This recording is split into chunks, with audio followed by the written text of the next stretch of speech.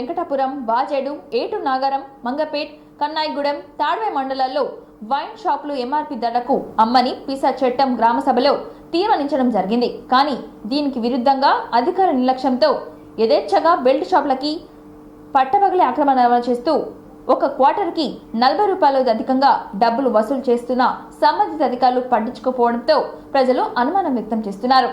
అధికారుల నిర్లక్ష్యం వల్ల బెల్ట్ షాపులో అదనంగా ఒక క్వార్టర్కి 60 రూపాయలు భారం పడుతుందని ప్రజలకు ఎంఆర్పీ ధరకే అందిస్తున్న ప్రభుత్వం అధిక ధరలు విక్రయిస్తున్న అధికారుల నాయకులు కానీ ప్రభుత్వ అధికారులు కానీ పట్టించుకోకపోవడంతో మేము ఎవరితో చెప్పుకోవాలంటూ ప్రజలు ఆవేదన వ్యక్తం చేస్తున్నారు.